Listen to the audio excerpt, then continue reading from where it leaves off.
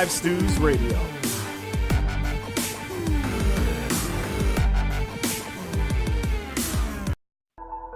All music artists, lend me your ear.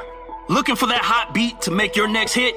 Go to farrelljaromusic.com. Tired of paying for overpriced studio time for mediocre beats? Go to farrelljaromusic.com. farrelljaromusic.com offers industry quality hip-hop, trap, R&B, and pop beats that will take your creativity to the next level. We know it's hard to find dope beats out there, so don't waste any more time searching YouTube or whack beat-selling websites. Go to farrelljaromusic.com today to cop the beat for your next hit. Mixing and mastering services available too. Once again, go to farrelljaromusic.com. That's FARROJARRO music.com for the hottest beats in the game.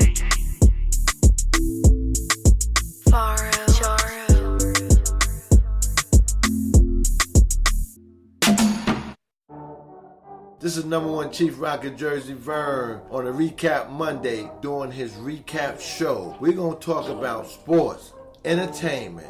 We're going to have call interviews, on the spot calls.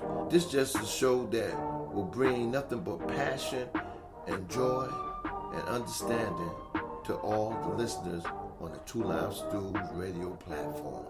The number one Chief Rocker Jersey Vern. This is Key C from the Kicking It With Key C show. On the newly rebranded Two Live Stews Radio Network. We will continue to bring you the hottest, most interesting guests and commentary in the areas of social, politics, culture, music, and more. Continue to tune in. Let's go, give it to you. Yo, what's good? This is Trey Frazier on the staff. This is the Barbershop Sports Talk Podcast. Sure. Make sure y'all tune in to us every Tuesday night, 7 o'clock to 9 o'clock p.m. Eastern Time. He's the brain of operations. I'm telling you right now, book it! And him, he's along for the ride. But together, they bring you sports like you've never heard before. The Wait a Minute Show, a new way of discussing today's trending sports topics. And now, back to the show with your host, Jolani J.B. Bodie. Welcome back, ladies and gentlemen. Again, you listen to the Wait a Minute Show with your man, Jelani J.B. Bodie. Don't forget, this Saturday, the waitaminuteshow.com. Make sure you go there, follow the show. You can follow on Twitter or through Facebook. We do a show at 8 p.m. Eastern Standard Time. So, yes, giving you 2 shows a week here on the Two Live Stews Radio.com and also on the waitaminuteshow.com as well. Just go in there, follow the show, very easy. And every time the show goes live, you can listen live, or you can just go back and play it back and listen to any other previous episodes. So, AMVETS.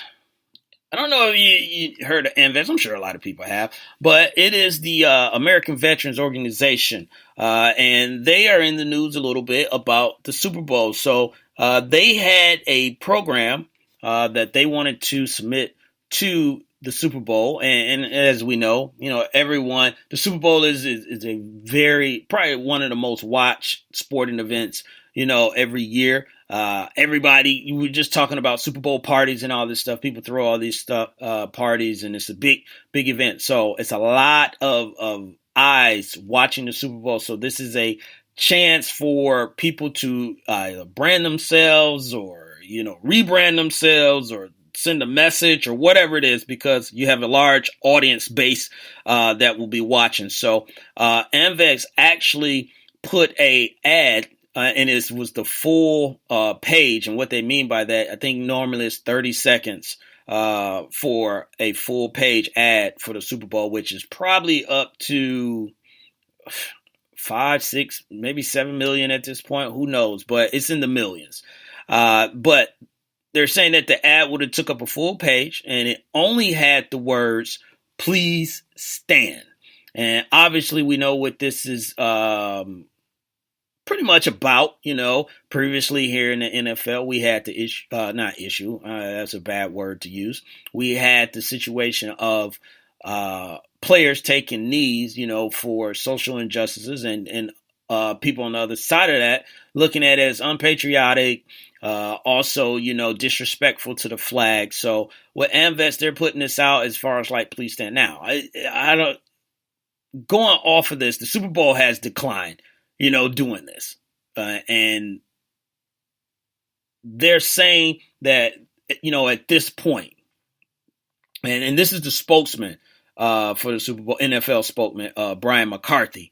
He was speaking with Eric Brady of USA Today Sports, about the decision on not using the ad. He said it's never been a place for advertising that could be considered by some as a political statement. The NFL has long supported the military and veterans and will again salute our service members in the Super Bowl with memorable on-field moments that will be televised as part of the game. So the NFL, basically is taking a stand, on this as far as saying, we're not going to run that ad. Basically, they're not trying to cause, some type of controversy, at this point. Now, they did say, that they asked them to, adjust just the whole please stand. There were things about, a hashtag because they wanted to use a hashtag. And then the NFL said they, had to go back and get, approval for that and all this stuff. And at the end of the day, the ad's not going to run, because AMVETS didn't want to change anything. And the reason they don't want to change anything because they got the same ad running for the NHL and NBA, all-star games. So they're like, hey, they're going to run it. Why not run, our ad as well? We're going to pay you, and it's saying, please stand. And I don't necessarily have, I'm not against them, with the please stand, on it. I just think the NFL made a decision. They're trying to make this thing not necessarily go away, but they're not trying to bring it back up. They don't want that to be the topic of what should have been, it should have been about the game, at this point. So the NFL made their choice. They made their decision. They did try and to work with them. They did not want to change anything that they had because, of course, like they said, they had the same ad running, with other organizations, and they didn't see it as a problem. So they didn't see why the NFL should see it as a problem at this point. But it definitely would have been something because they're saying all they were going to say, please stand and let that run for 30 seconds. That would have been powerful, on it, but it might have been the wrong powerful for some folks, not for everybody, and they get it. The NFL gets it. So I can't say if I'm like, no, they shouldn't have, run that or they should have it, at this point, but it is very interesting, that the NFL did go that route. Now they did use, in their statement about, why they weren't running with the ad, but it would have been,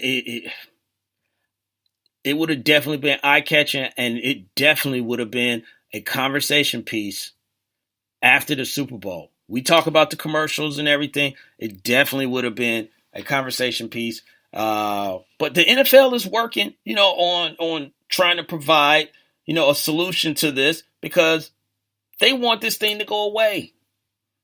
But they should do it the right way, and I'm hoping they want to do it the right way, and it looks like they're wanting to do it the right way. And when I say go away, not the whole thing of being able to talk about the social injustices. I just think, there's a platform for it, and the players are using it, the platform that's given to them at this point. But if there's another platform set to the side that, that they can talk about it, the NFL has, made other platforms where they do, the veterans and they do breast cancer awareness and, and all this stuff. So I think they could do, something like that, as well. And then you don't have players taking knees, and it doesn't affect, your fans. Your fans come back, they'll watch football, and everything will be good. So I just think that is the direction that they're trying to go in, is that they're trying to come to a resolution that works for both sides, and then the dialogue start and some change come about. Because that's what it's supposed to be about, ladies and gentlemen. It's not supposed to be, we're going to sit here and fight until someone say, well, I was wrong and you were right. That will still be fighting, and forever, on that. You need to come to a resolution and be like, this is what will work, and we can do it together, at this point. So that is that with the AmVets and the Super Bowl commercial. But there is some other news. Now, this is just probably really for the people in the ATL. I was looking at something on Facebook, and they were talking about, who is the man, or who ran the ATL. And it was guys up there like Michael Vick, Dominique Wilkins. I'm trying to think who else. It was Hank Aaron, and it was somebody else, And surprisingly, it was Deion Sanders. That was the other person. It was Deion, Hank Aaron, Dominique Wilkins, and Michael Vick. And surprisingly, there was a gentleman that wasn't in there that probably should have been. And this brother has just got himself inducted to the 2018 Hall of Fame in the MLB, and that is Atlanta's own Chipper Jones, So he is going in with three other guys, Trevor Hoffman, Jim Thome, and Vlad Guerrero. Now, I want to send a big shout out to Chipper Jones, because I give you a small short story, is that my grandmother-in-law stayed in Connecticut. And I remember going to visit her one time being a little kid.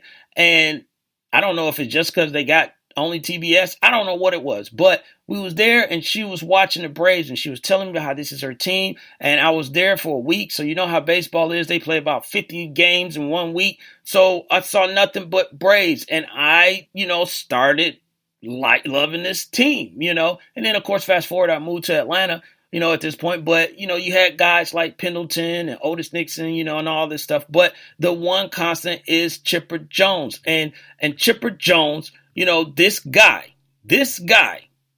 you got to give him credit for his accomplishments. One, he's going in as his first ballot. This is his first eligible year. He retired in 2012, and he was the first overall selection in the 1990 MLB draft.